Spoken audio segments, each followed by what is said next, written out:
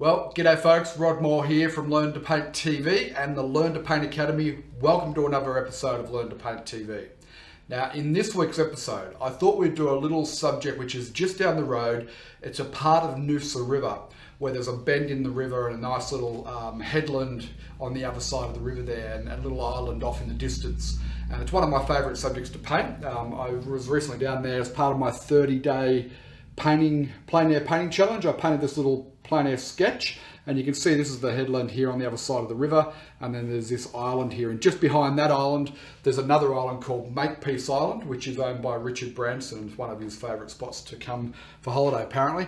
Because this is a bit more of a squared off format, we'll emphasise the headland over that side, we'll minimise the distant island, and we'll put a bit more sky and atmosphere into it, I suspect, as we go.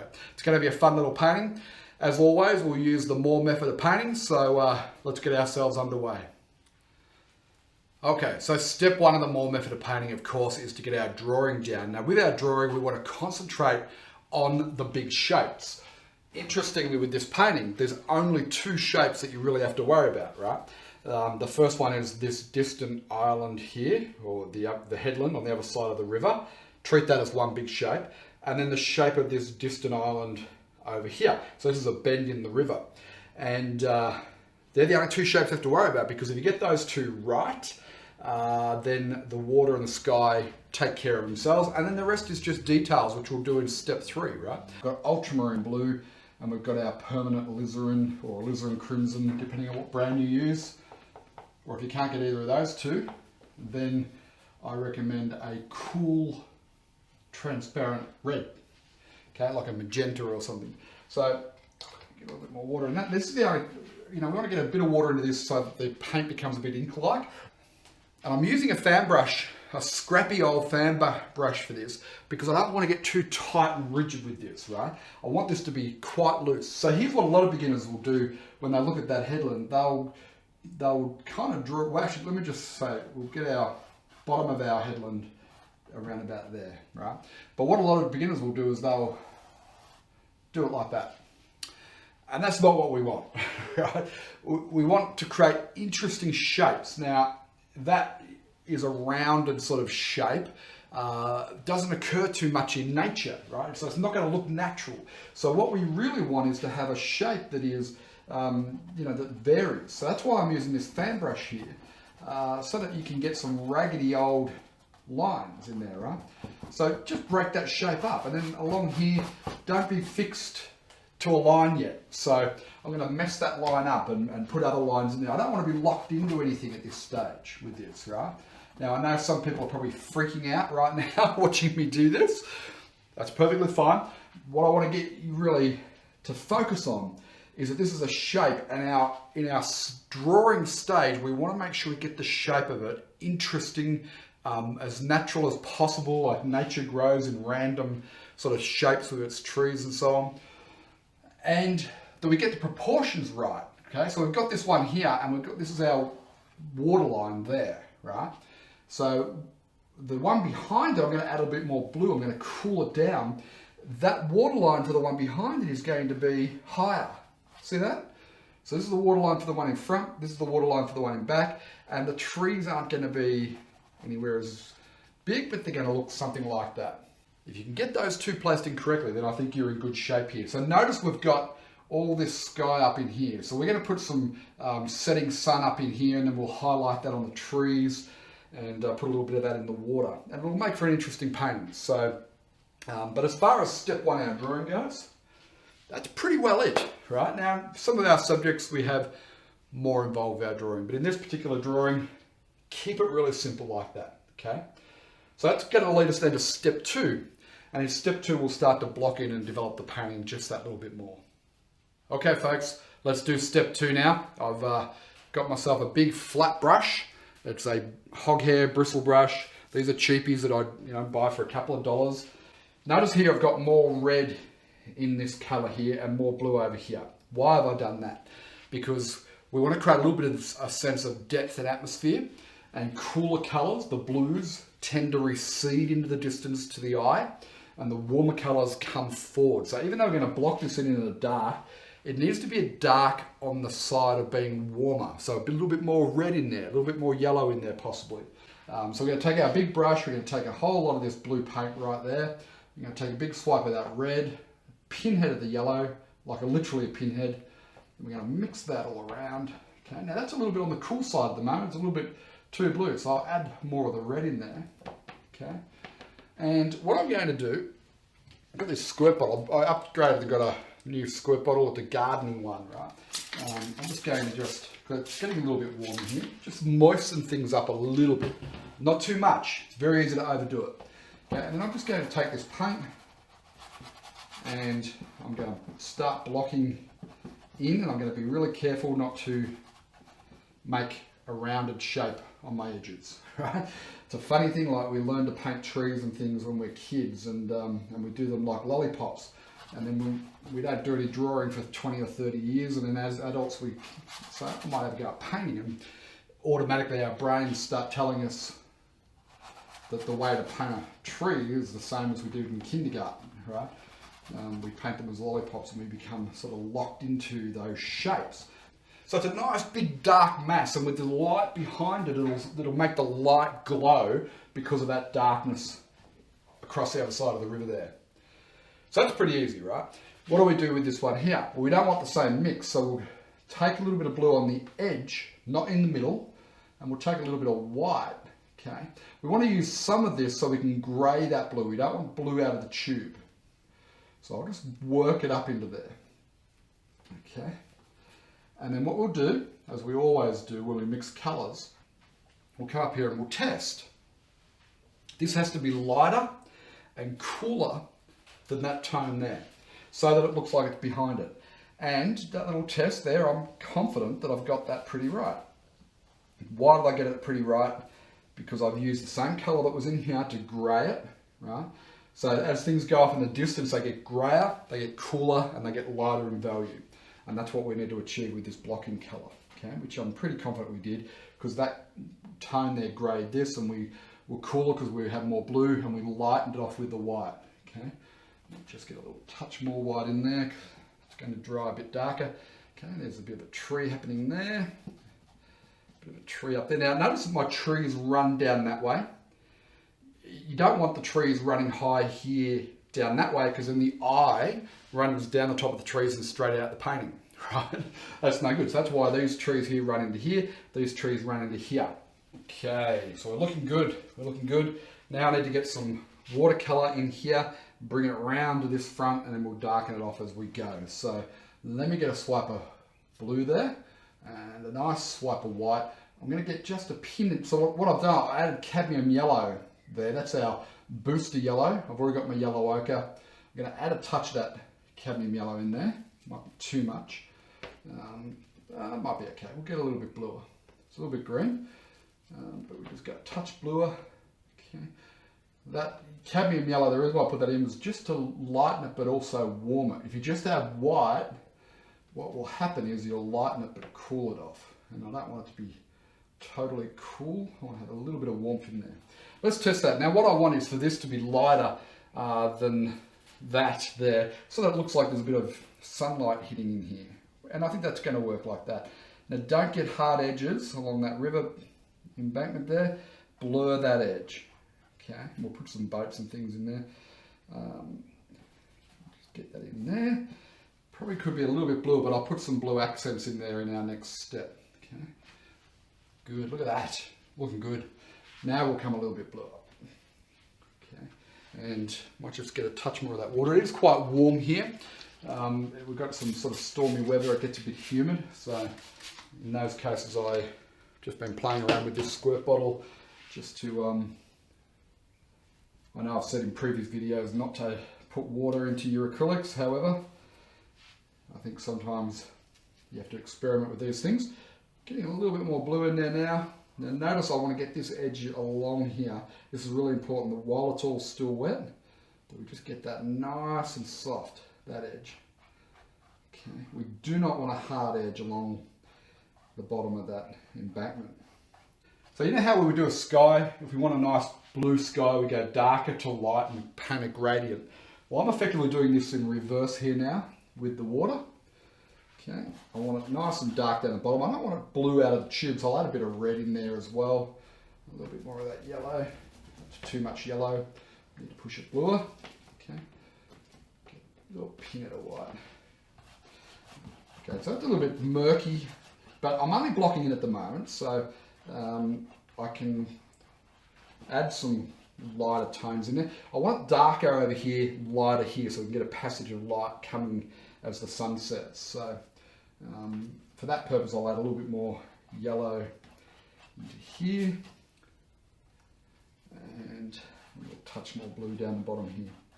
Okay, so we'll give some interest. Don't just paint it one solid block of colour with no variation, because there won't be any interest in there. It'll be boring. Now we're going to put in our sky. I'm going to do this an orangey glow in through here and pushing up into the sky, and then a little bit of blue and white as we go. So I've got my cadmium yellow and I've got my alizarin crimson. I need plenty of white for this. So where will I do that? I'll just do that there. So we'll get some of the cadmium yellow, get a little bit of the alizarin crimson. Typically the reds will overpower the yellows. Keep that in mind. Okay. Now look at that. Don't over mix it. Right? Have a look at the paint on there. Not over mixed. Hopefully that can focus. Big chunks of different tones of paint in there. That's really important because I want to pop that up into the sky here. Just scrub that around. We'll get nice variations in that tone coming through. So I'll just blur it into the tops of these trees. Okay.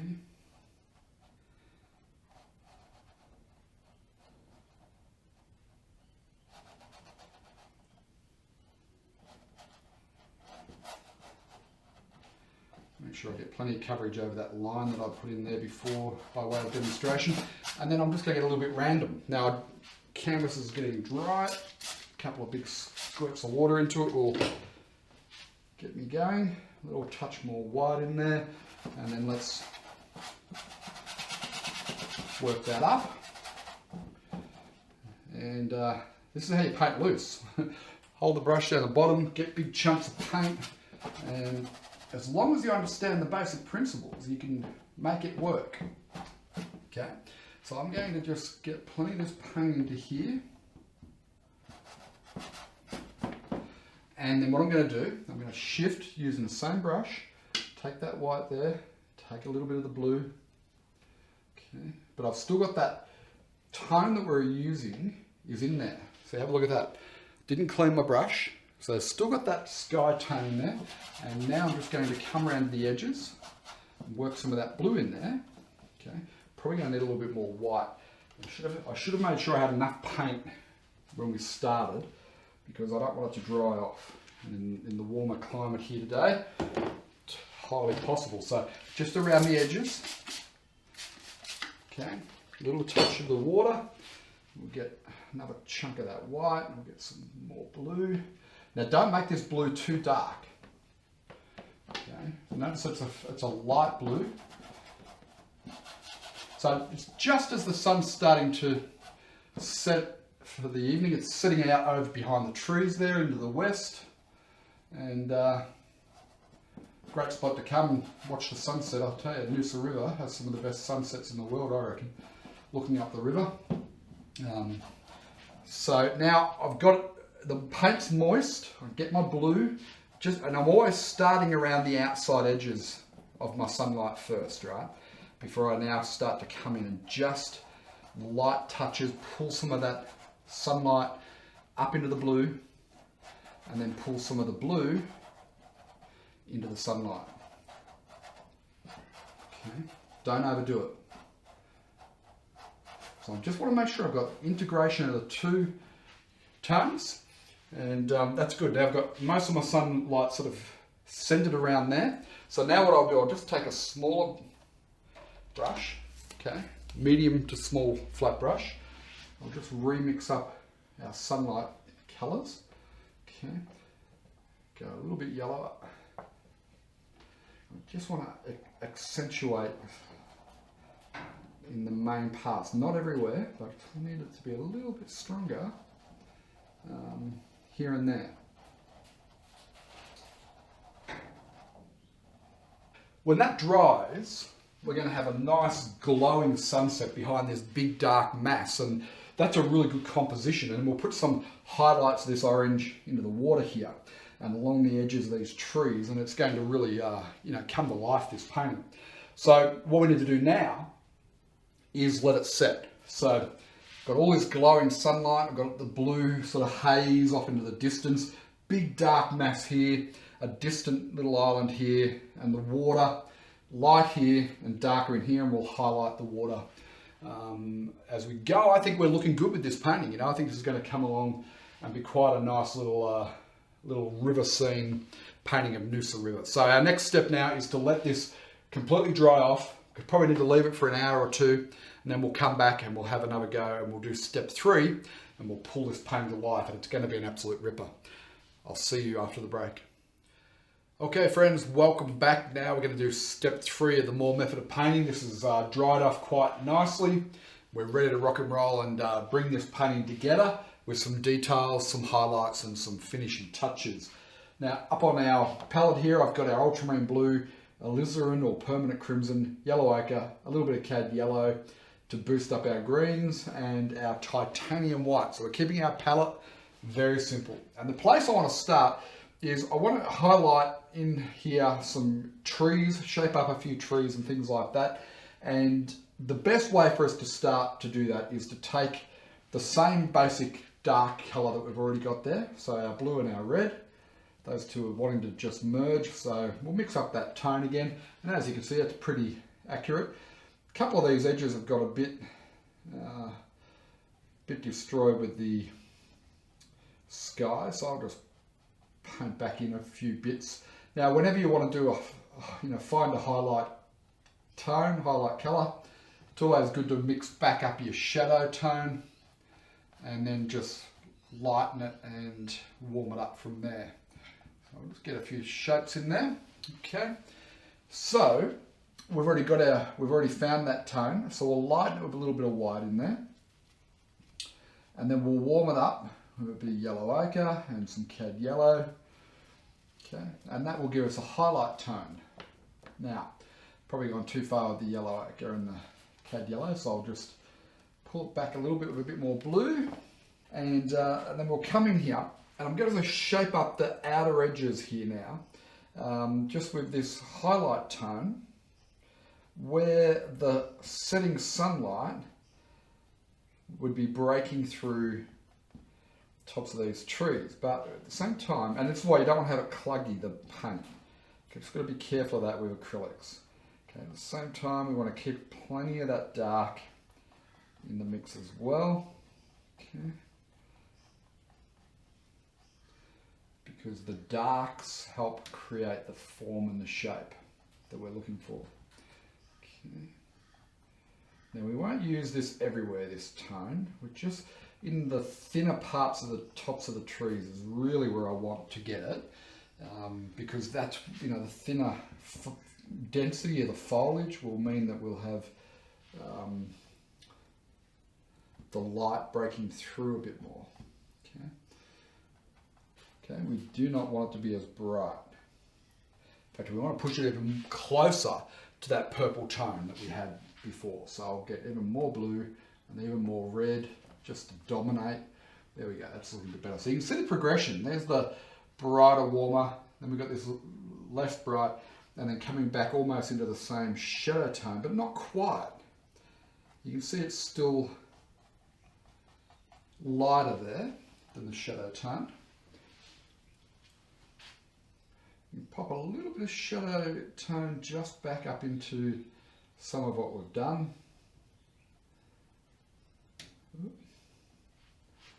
Like so. Now a little bit of paint accumulated there. I'll just pull some of that out.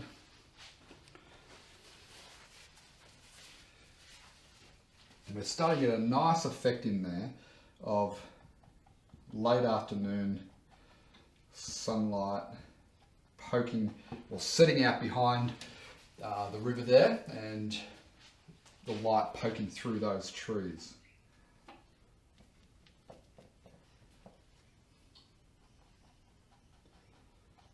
Okay.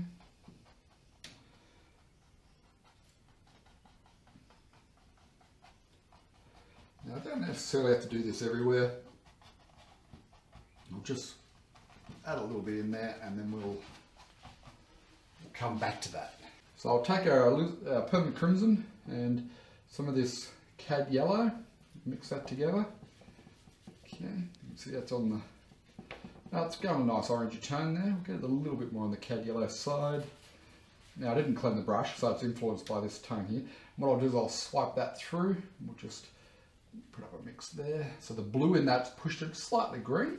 Okay, and something like that. Again, don't want too much paint on the brush, and then let's just gently work in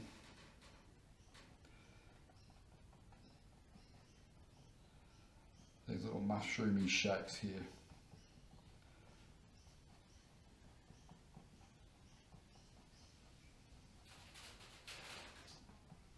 Okay. And again, don't overdo these. It's an indication. This is off in the distance. It's up the river. We don't want to overwork it. We don't want it to get too light in value in here either.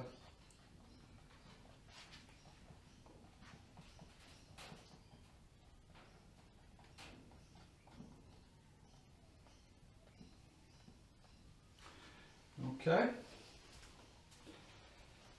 Stop and see how that's looking.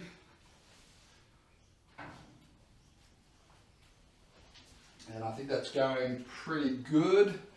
So I'll take some white and I'll get some of this purpley tone here just to grey it. There we go. Cut through that. So what there is a little pier that runs out just there. Okay. So I'll put that in, a little indication of it there. So all I did was I just used that edge and just cut it across the paint there.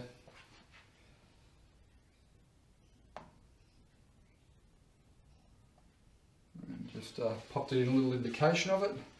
I'll grab my script brush in a moment and we'll work that up a bit more. What else do we have? There's like a little building, I'm not sure if it's a house or not, but it's got a little triangular sort of roof and so on there. Maybe it is a little building. So I'll pop a little indication of it in. And then there's something that kind of lives in here.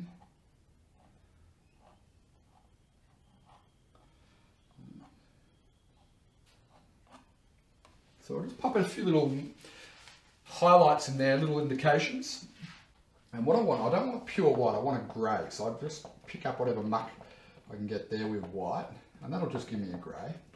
You don't have to mix a grey, just use whatever you've got. If you want it a bit warmer, take some of that redder grey, like so. Okay, so we need some grey white.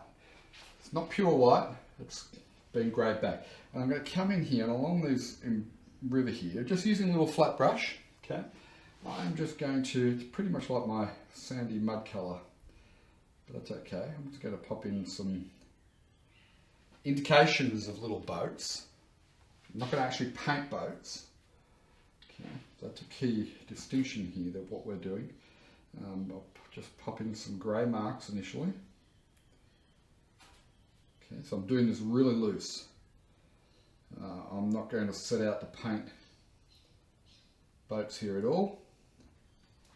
I'm going to paint loose little marks that the eye is going to fill in the details. Yeah, don't state everything so literally. Indicate, don't state, as one famous artist used to say. Now I've got pure white, I'm just going to put in some touches there, and then with the rigger brush, we'll just indicate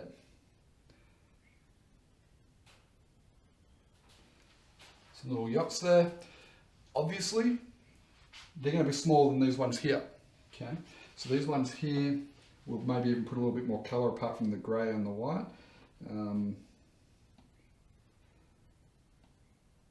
I'd say.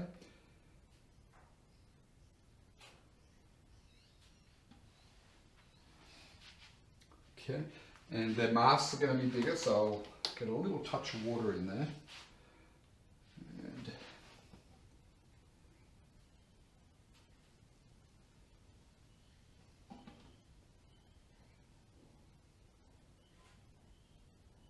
okay, it's pulled apart, so I'll just put that back through the paint. See how those masks are overlapping the indications of the buildings there? That's just going to add a little bit more depth and variety into what we're doing here.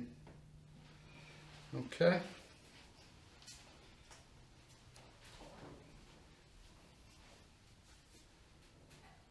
That's good.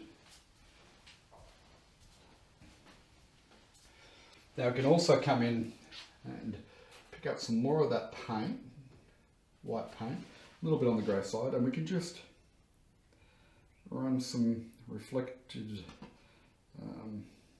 masks down into the water. Don't overdo it. I always worry when I say on the camera to not overdo it, because it's almost certain that means I'm about to. But just a few little indications here and there of reflections into the water. I'll grab a smallish brush, a smaller brush, and I'll take some of this blue with some white.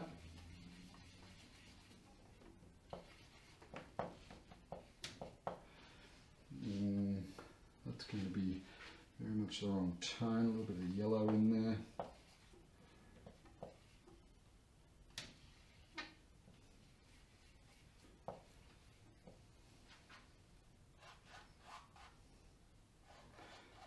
Just around where I put some of these highlights, I'll just knock them back a little.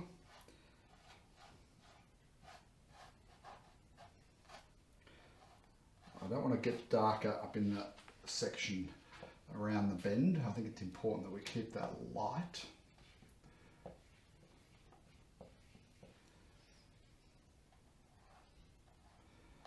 can introduce maybe a little bit of green just in here.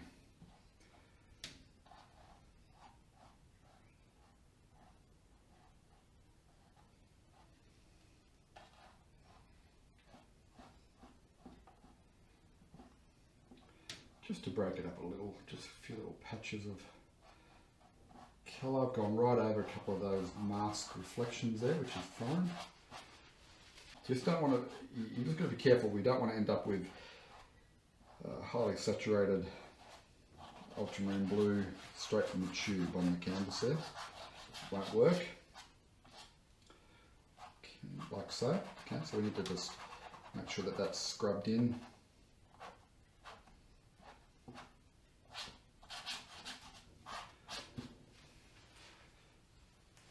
Okay, that's not bad, not bad.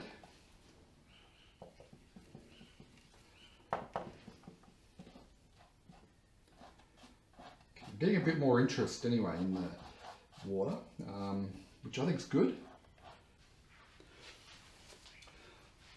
All right, friends, well, I think we'll leave this one here to come up quite an interesting painting, a little bit different from what we might normally do on Learn to Paint TV. Quite a bit of drama happening in the sky, very loose, very expressionistic, and then that's carried through into the island that's sort of in the river there. Behind that island is Richard Branson's Makepeace Island. Got this little headland here in the bend in the river, and there's some houses over there, boats, and there's nice effects in the water, which I think really add a little bit of something, a little bit of interest into the overall painting. And the eye flows nicely through here and around the bend and up into the sky, and I think it's the sort of painting that will, you know, if you had that framed up on the wall, it's going to capture people's attention and imagination. There's, you know, looking at it, there's a fair bit in it, but when you break it down into the 3 steps that we've shown you, and, you know, step 1, the drawing, we've got 2 big shapes. Boom, that one, and then that one. Okay, and then that leaves the sky and the water paint themselves almost, just by virtue of the fact that we get those first 2 shapes right. Then we did our blocking.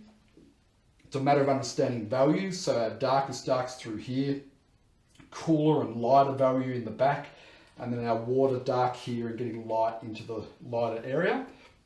And our sky, of course, was done with big, broad brush strokes. and quite loose. Nice big orangey ball of sunset there, and we just scrubbed that up into the painting, and then we brought the blue down into that and loosely connected it. And if you look closely, you'll see that there's a whole lot of big brush marks there. It's not very well refined. However, when you stand back and look at it, which is what paintings are designed to do, this will look fantastic on a wall and a frame. And we've got some little details in the boat, but no real details, right? Just little indications to suggest that these are boats and there's things happening here on the river. So a fun little project. I've really enjoyed this one, and I hope you have too. And have a go at it. I think you'll enjoy it. That's the end of our Learn to Paint TV for this week. If you've enjoyed this and you want to check out all the other episodes, then go and check out the website at learntopaint.tv. I'll put the web address underneath me here.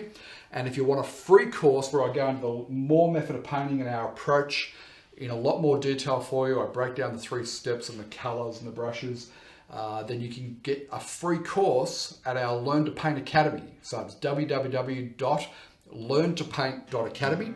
Look out for the little button that says free course, which will be up the top there somewhere, and get yourself registered in for that and learn more about what we do. So hope you've enjoyed this. I've certainly enjoyed bringing it to you, and I'll see you next time on Learn to Paint TV. Cheers for now.